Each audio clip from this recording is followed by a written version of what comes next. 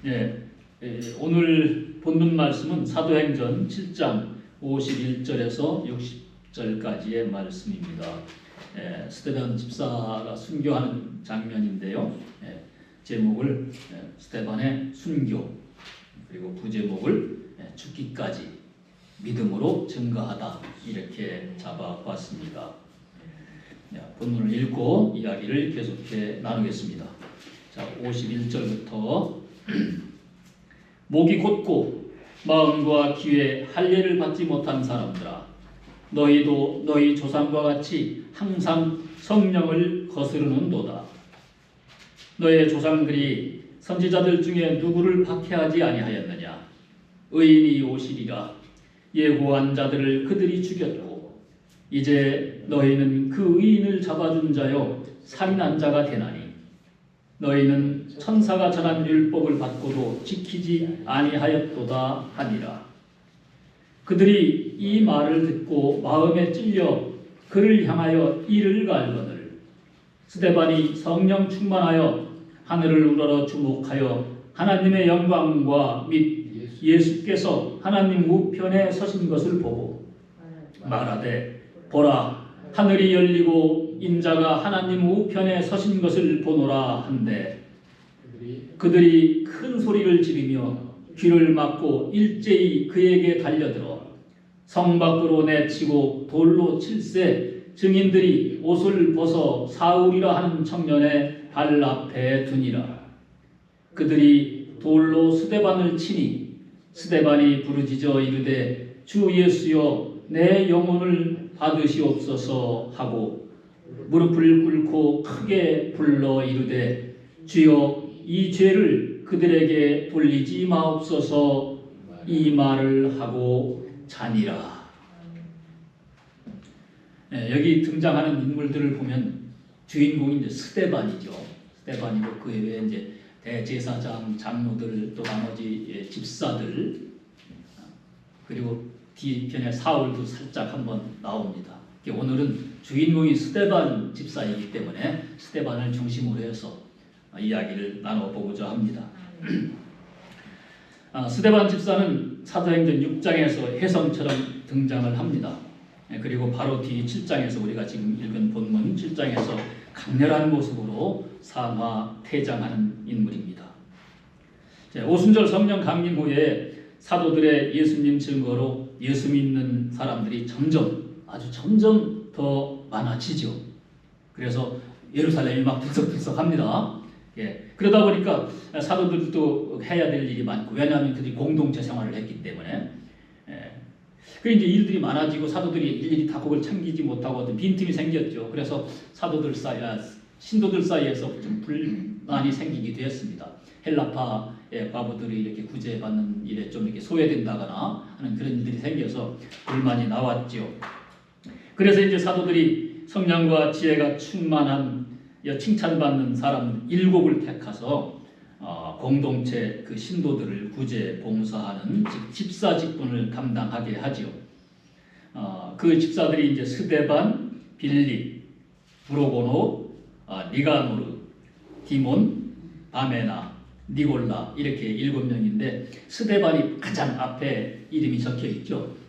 인물의 중요도에 따라서, 그 비중이 얼마나 크냐에 따라서 성경에는 이름이 앞에 적히고 뒤에 적히고 그럽니다. 그러니까 스데반이 가장 중요한 인물인 거죠. 그 다음에 빌립도 나중에 이제 여기 사마리아 지역에 가서 전도도 하고 하는 그런 장면이 또 나오는데요. 여기서 이제 스데반이 주인공입니다. 그 스데반은 단순히 이제 집사로서 구제 사역만 한 것이 아니라 복음도 전파하고 기적을 행하는 일도 적극적으로 행했습니다. 그 6장 8절을 보면 스데반은 은혜와 권능이 충만하여 큰 기사와 표적을 민간에 행하였다 하는 기록이 있습니다. 그리고 그의 얼굴은 늘 성령 충만한 모습을 하고 있었죠. 15절에 보면 그의 얼굴이 천사의 얼굴과 같다, 이렇게 기록되어 있습니다. 아주 특별한 사람이었던 거죠. 7 집사들 중에서도. 그래서 성경에 스데반을 탁 짚어서 이렇게 기록을 하고 있습니다. 자, 그래서 사도들과 집사들의 그런 활동으로 이제 부활 예수를 믿는 신도들이 자꾸 늘어나니까 거기 이제 예루살렘 성전에서 성전을 중심으로 보여서 기득권을 누리고 있던 그런 사람들, 대제사장, 서기관, 장로 이런 사람들이 불안해진 거죠. 자기들의 기득권도 뺏기고 자기들이 그동안에 지켜왔던 어떤 율법 이런 것들이 흔들릴 것 같으니까 불안한 마음으로 그들을 이제 박해할 생각들을 하고 있는 거죠. 그래서 우선 스데반을 그냥 놔두면 안 되겠다. 그래가지고 백성들을 충동시켜서 스데반 집사를 모함하고 고발하게 합니다. 그래서 거짓 증인을 내세워가지고 공회에 세워서 심판을 하려고 하죠. 스데반이 율법을 거슬러 말했으니까 공회의 심판을 받아야 한다. 그렇지만 이제 하나님이 함께하는 스데반의 말에 늘 지혜와 성령이 함께하기 때문에 스데반의 변론이 쫙 이어지는데 대제사장이나 거기 있는 다른 그 유대인들이 반론을 할 여지가 없었던 거예요. 말싸움에서 지는 거지. 왜냐하면 스데반은 성령 충만한 그런 인도를 받아서 얘기를 하기 때문에. 우리가 읽은 본문 앞부분 그 사도행전 7장의 1절부터 53절까지를 보면은 그 스데반이 설교하는 유명한 장면이 나오는 거죠. 온통 7장의 앞부분은 스데반의 설교 장면입니다. 구약에서부터 구약의 그 모든 장면 거의 그러니까 출애굽기, 여호수아, 열왕기 이런 부분에 이르기까지 역사적인 요점들을 아주 간추려서 조목조목 얘기를 잘 합니다. 그리고 마지막에 뭐라고 얘기를 하느냐? 바로 너희가 성령을 거슬려 사는 사람들이다. 이렇게 날카롭게 지적을 하죠.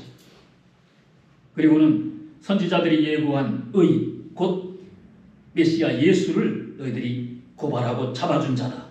그리고 너희들이 바로 살인자다. 이렇게 규탄을 합니다. 그러니까 스데반의 이 말을 듣고 있던 사람들이 이제 마음에 찔려서 이를 갈았다고 기록되어 있죠. 분노했다, 화가 났다. 이를 갈았다는 것은 죽이고 싶을 정도로 화가 났다는 얘기입니다. 자, 예나 지금이나 하나님의 말씀을 들은 사람의 반응은 대략 한 3가지 정도로 나누어진다고 볼 수 있습니다. 하나는 그 자신에게 주시는 말씀을 알고서 전에는 몰랐는데 이제 그 얘기를 듣고 보니까 그렇구나, 그 말씀이 맞는구나, 그 말씀이 진리구나 하는 것을 알고서 회개합니다. 그 회개하고 새로운 결단을 내리는, 주를 영접하는 그런 부류가 하나 있습니다. 구원을 받는 사람들이죠.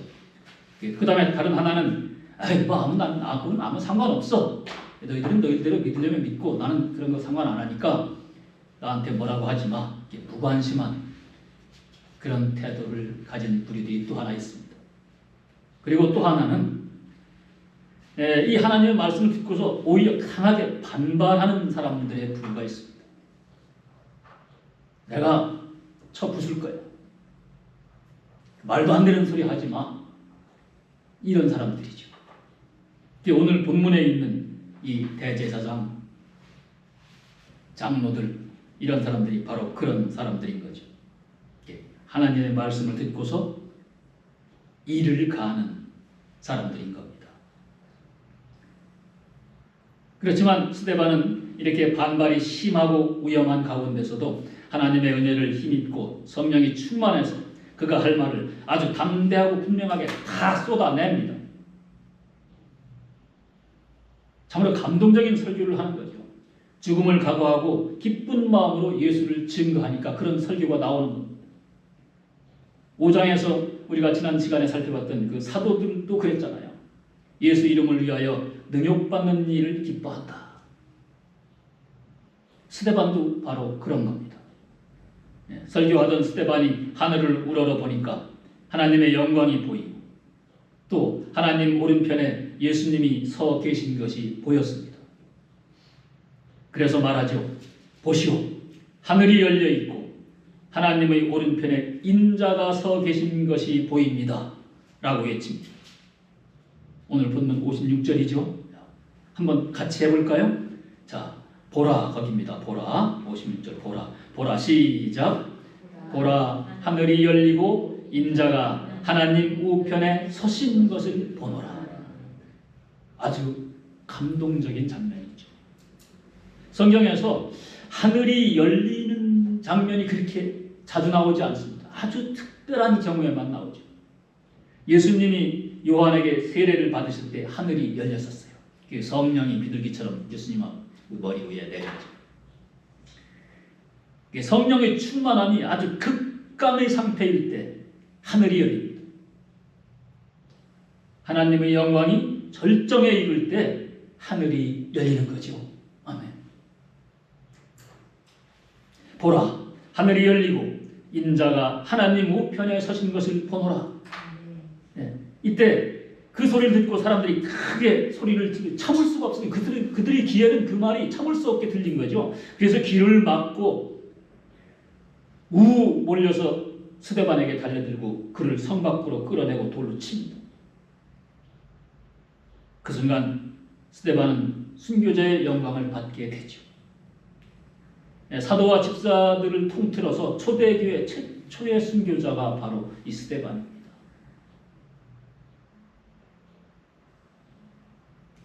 하늘문이 열릴 만한 그런 일이었던 거죠. 이제 나중에 사도 야고보가 순교를 하는데 이제 사도행전 12장을 보면 그런 장면이 나옵니다. 그거보다 훨씬 앞에 이 스데반이 순교를 하는 거죠.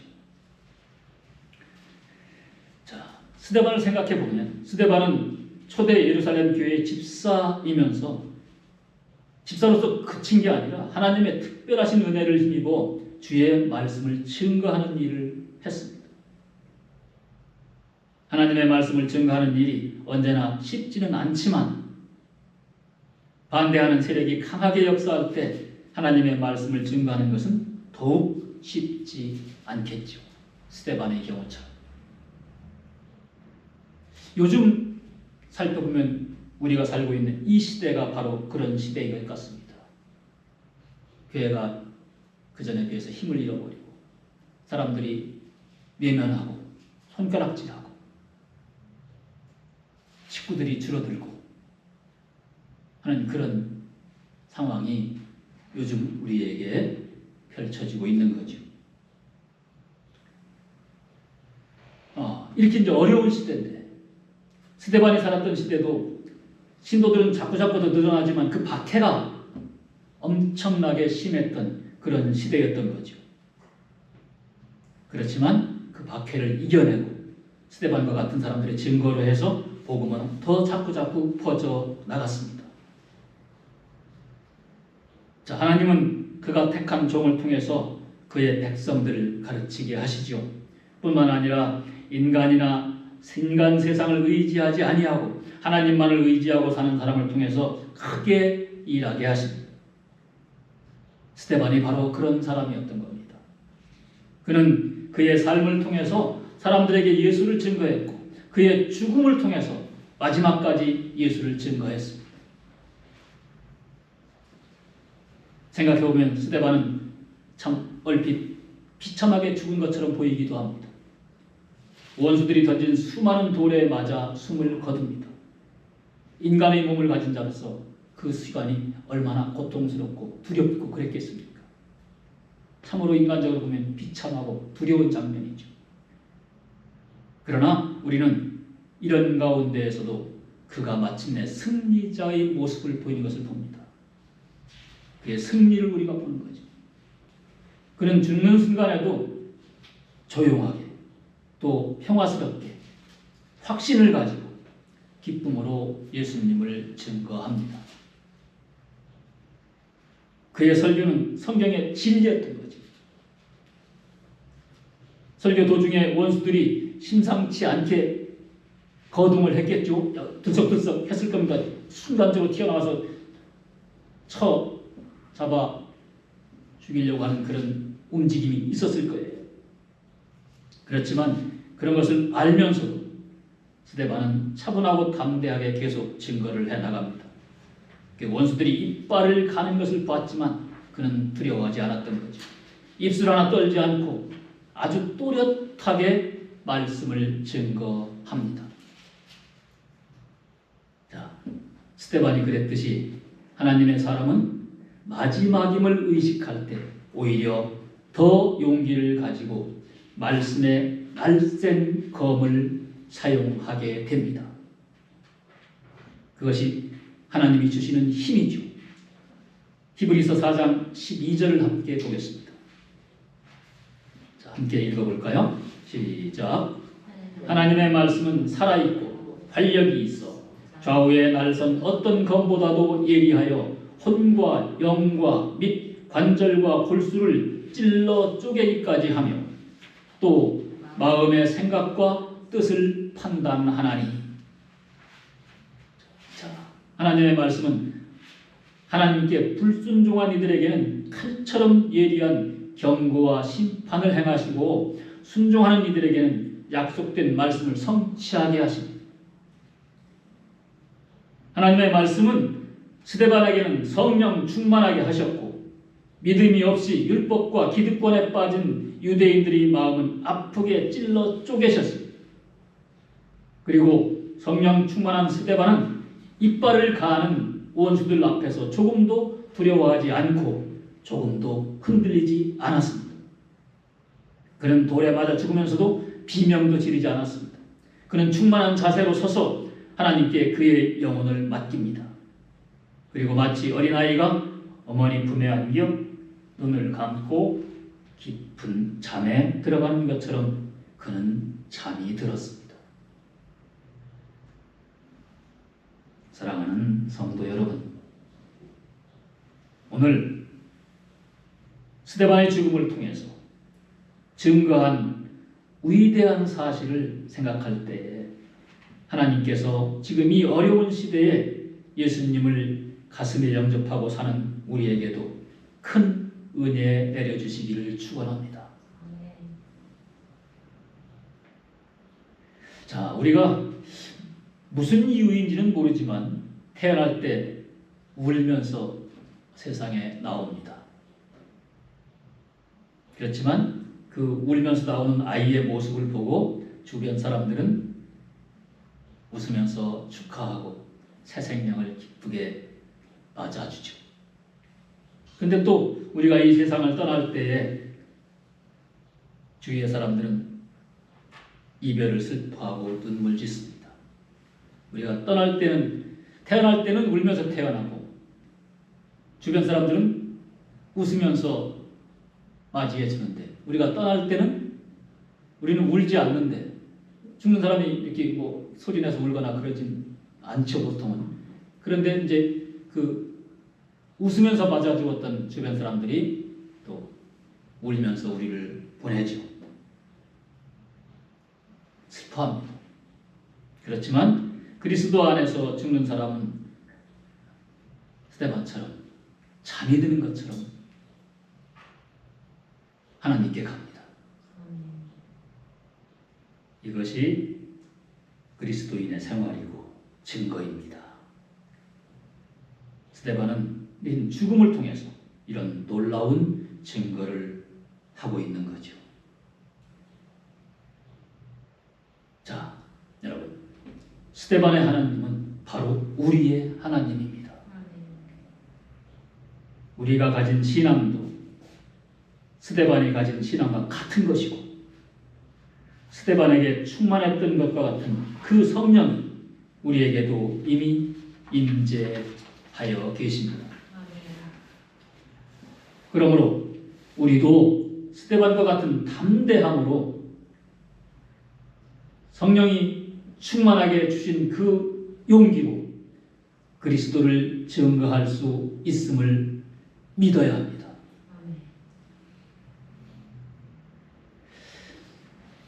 과거 이스라엘 민족의 조상들이 어떠했는가 한번 얘기를 나눠보겠습니다. 요셉이 그 형들에게 갔을 때 그의 형제들이 그를 핍박했죠. 또 하나님이 모세를 보냈을 때 이스라엘 백성들은 모세를 처음엔 거부했고 비난했습니다. 또 하나님이 그의 아들 예수를 보냈을 때 예루살렘 백성들은 예수를 반역자와 살인 강도의 하나처럼 취급해서 십자가에 못을 박았습니다. 그러나 신앙의 사람들은 어떻게 했습니까? 하나님을 알지 못하여 순종하지 아니하고 반역하는 그들을 뜨거운 동정심으로 대했습니다. 이것이 바로 구원받은 성도들의 마음이고 예수님의 품성인 거죠. 자, 그래서 뜨거운 동정심을 가진 그 스데반도 사람들을 두려워하는 마음을 넘어서 마음속에 뜨거운 사랑이 넘쳐나게 됩니다. 그래서 그의 얼굴은 말할 수 없는 기쁨으로 빛났고 조금도 당황하거나 겁나하는 모습 찾아볼 수가 없었습니다. 마치 결혼식장에 신랑을 찾아 들어가는 신부의 그런 상기된 얼굴과도 같았습니다. 예수님을 만나러 가는 거니까요. 자, 사도행전 6장 15절에 기록한 말을 보면 공회에 앉아있던 사람들이 모두 스데반을 자세히 보니 그 얼굴이 천사의 얼굴과 같았다라고 아까 우리가 봤습니다. 왜 그럴까요? 예수님이 마음에, 성령님이 마음에 늘 충만했기 때문에 그의 얼굴은 천사의 얼굴과 같았던 겁니다. 뿐만 아니라 스데반은 죽음과 동시에 모든 염려에서부터 해방되었습니다. 세상의 모든 근심 걱정에서 벗어났습니다. 그는 하늘이 열린 것을 봤습니다. 그리고 승리의 나팔 소리를 들었죠. 주님께서 환영하시는 모습을 봤습니다. 그는 모든 세상의 염려를 벗어버리고 영원한 안식에 들어가게 된 거죠.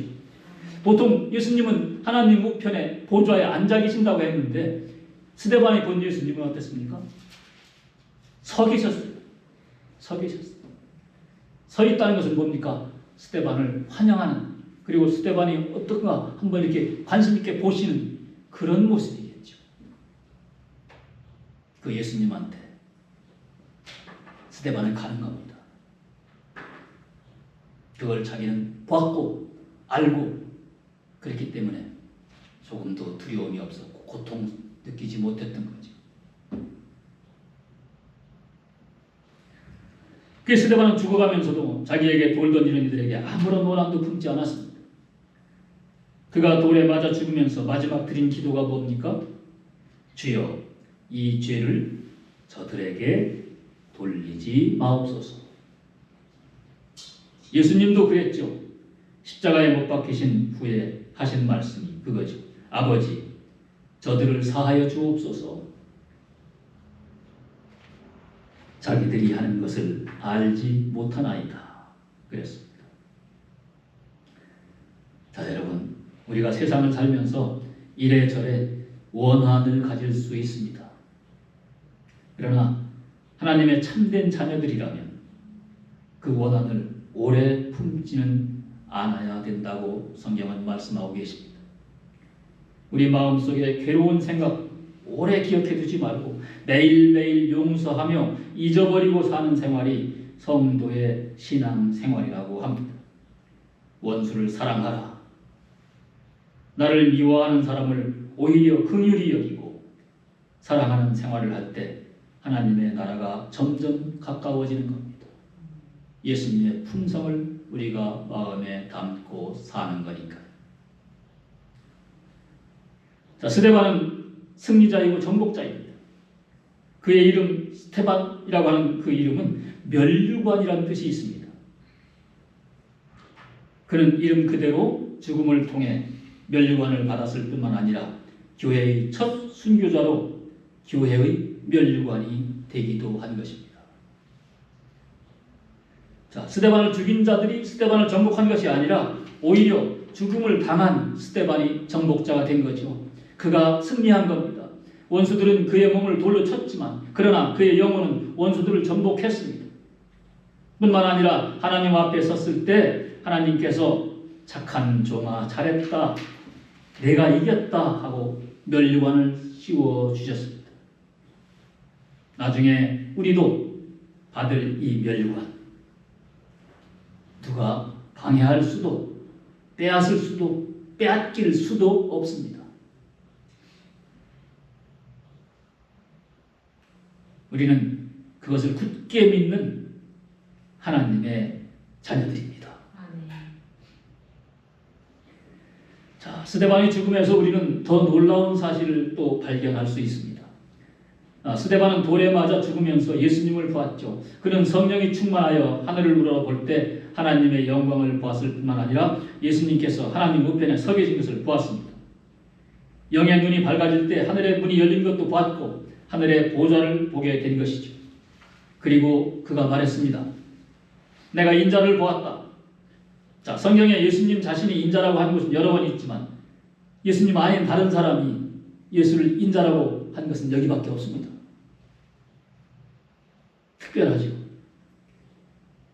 예수님의 제자들도 그 사도들도 예수님을 인자라고 부르지 않았어요. 자, 이건 그 순교함으로 승리하는 스데반에게 예수님께서 특별히 허락해 주신 계시라고 할 수 있습니다. 오늘 본문 56절을 보면 스데반은 이렇게 말합니다. 예수께서 하나님 우편에 서신 것을 본다. 아까도 말했지만 성경에는 일반적으로 주님께서 하나님 우편에 앉아 계신 것으로 표현됩니다. 그러나 여기에는 예수님께서 하나님 우편에 서서 계신다고 이렇게 되어 있습니다.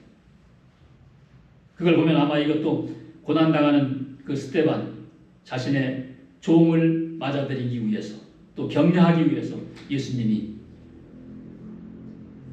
보인 모습인 겁니다. 이 영적인 전쟁이 끝나고 승리하고 하늘에 돌아올 때 스데반을 맞이하기 위해서 일어서신 것이다. 이렇게 감동이 오는 거죠. 자, 주님을 사랑하고 주님의 사랑을 받는 사람이 고난을 당할 때 예수님은 우리와 함께 또 다시 고난당하는 일에 동참하십니다. 스데반은 특별한 은혜로 이런 놀라운 광경을 보면서 승리할 수 있었던 거죠. 자, 이런 놀라운 승리와 축복이 우리에게도 있기를 축원합니다. 자, 그런데 이제 스데반처럼 죽어야 그러면 그렇게 큰 축복이 되는 것이냐, 우리가 그렇게 생각할 수도 있는데 우리가 다 스데반처럼 그렇게 죽을 수는 없는 거죠. 또 죽을 때 스데반이 본 것 같은 것을 우리가 다 볼 수 있는 것도 아닙니다. 그렇다 하더라도 우리는 스데반을 닮아가는 노력을 해야 되는 거죠. 스데반과 같은 믿음이 있어야 됩니다. 주님께서 친히 말씀하셨습니다. 너희는 마음에 근심하지 말라. 하나님을 믿으니 또 나를 믿으라.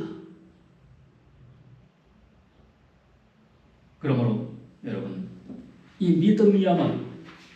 이 믿음이야말로 주님의 능력을 확신하게 하고 세상에서 겪는 고난과 두려움과 죽음의 공포를 물리치게 하는 방패요 투구요 전신갑주인 것입니다. 믿음입니다. 자, 적들이 돌로 칠 때 스데반은 주님께 호소했죠. 저희가 돌로 스데반을 치니 스데반이 부르짖어 이르되 주 예수여 내 영혼을 받으시옵소서 하였습니다. 세상을 떠나는 성도들은 근심하고 두려워하는 것이 아니라 성도라면 그 모든 것을 하나님께 맡기는 겁니다. 스데반은 주님을 부르고 그분에게 경배했습니다. 그리고 그는 주님을 신뢰했습니다. 주님만을 신뢰했습니다. 주 예수여 내 영혼을 받으시옵소서. 신앙은 주님을 신뢰하는 것입니다. 모든 것을 온전히 주님께 맡기는 것입니다. 주님을 신뢰하고 주님께 맡긴 사람은 죽는 것이 마치 부모의 품 안에서 편안히 잠드는 것과 같다고 했습니다. 자, 그렇게 죽어간 스데반. 그 스데반이 죽을 때 모습은 예수님의 죽음과 닮아 보입니다. 예수님이 기도하시면서 세상을 떠난 것처럼 스데반도 기도했습니다. 예수님이 그 영혼을 아버지 손에 부탁하신 것처럼 스데반도 주님께 부탁했습니다. 예수님께서 십자가에 못 박은 살인자들을 위해 기도하신 것처럼 스데반도 돌로 치는 사람들을 위해 기도했습니다. 아프지 않고 죽게 해달라고 기도합니다. 어떤 분은 부부가 한날 한시에 죽었으면 좋겠다고 소원을 빕니다. 좋지요. 자, 그것도 다 좋은데 우리가 영광스럽게 죽기 위해서는 죽을 때 예수님을 닮게 해달라고.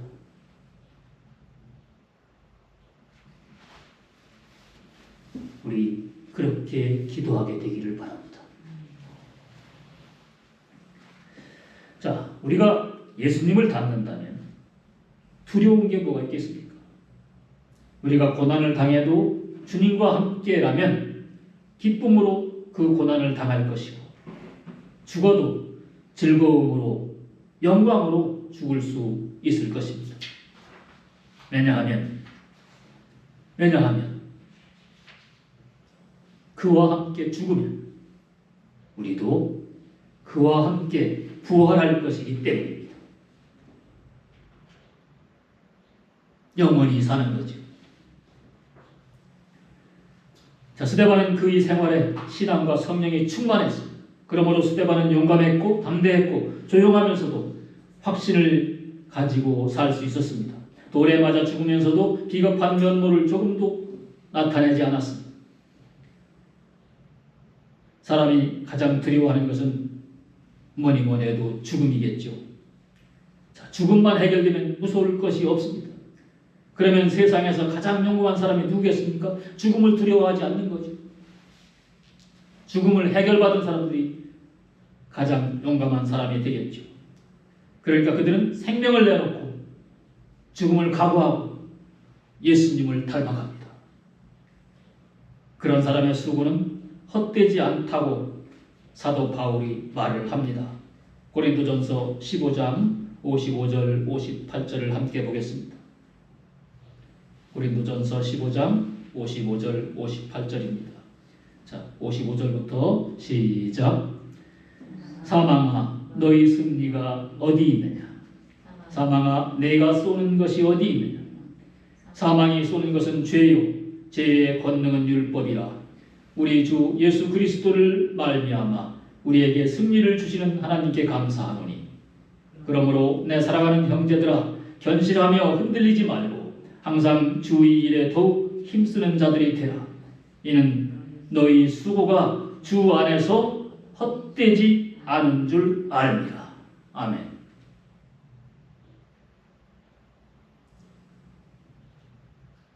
자, 여러분, 누가 죽음을 이길 수 있다고 했나요? 주 안에 있는 사람이 죽음을 이길 수 있습니다. 믿음으로 사는 사람이 죽음을 이길 수 있습니다. 히브리서 11장 말씀을 한 번 더 보겠습니다. 11장 1절 2절입니다. 같이 읽을까요? 시작.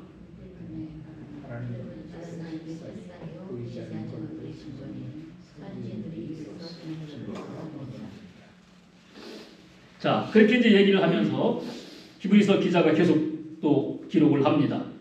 아벨, 에녹, 노아, 아브라함을 시작으로 숱한 선진들의 믿음에 대해서 기록을 하죠. 자, 그들은 믿음으로 나라를 정복하고 정의를 세우고 약속된 것을 받고 사자의 입을 막고 불의 세력을 끄고 칼날을 피하고 약한 데서 강해지고 전쟁에 용맹스러운 사람들이 되어서 외국 군대를 물리칩니다. 어떤 이들은 고문을 당하면서 더 좋은 부활을 얻기 위해서 구태여 노임받기를 바라지 않았습니다. 또 어떤 이들은 조롱을 받고 채찍으로 맞고 결박을 당하고 감옥에 갇히기도 했습니다. 또 돌에 맞고 톱으로 켜이고 시험을 당하기도 하고 칼에 찔려서 죽고 양과 염소의 가죽을 입고 방황했으며 궁핍과 고난과 학대를 받았습니다. 이게 히브리서의 기록입니다. 궁핍과 고난과 학대를 받았다. 그렇지만 그들은 이런 고난을 믿음으로 주님과 함께 이겨냈습니다. 그들은 죽기까지 그리스도를 믿었던 거죠. 바로 그들의 삶이 증거가 되었고 그들의 죽음이 또한 놀라운 증거가 됐습니다. 살아서나 죽어서나 다 증거가 되는 거죠. 무엇에 대한 증거입니까? 예수님에 대한 증거. 자, 순교자라는 말은 증거한다는 말과 같은 의미를 가지고 있습니다. 사실 초대교회 시절에는 그리스도를 증거하려면, 예수님을 증거하려면 죽음을 각오해야 했습니다. 신도들은 점점 늘어나지만 그 신도들을 드러나게 하려면, 그 증거를 하려면 목숨을 내놓아야 했던 거죠. 그래서 사도 바울은 말합니다. 나는 매일 죽는다. 죽는다는 말이 여러 의미가 있겠지만 그리스도 안에서 내가 죽는 생활, 그것이 바로 그리스도를 증거하는 생활입니다. 여러분, 우리는 예수를 증거해야 할 증인으로서의 사명을 받은 사람들입니다. 이 사명을 다하기 위해서 살아서도 증거하고 죽기까지 증거해야 합니다. 우리의 환경이 언제나 좋으리라는 보장은 없지요. 그러나 죽기까지 그리스도를 증거하려는 각오를 하고 나서는, 그렇게 각오를 하고 나서는 사람들에게는 두려움이 있을 수 없습니다. 물론 지금은 순교의 시대는 아닙니다. 예수를 증거한다고, 예수를 믿는다고 해서 누가 돌로 치고 그러진 않지요.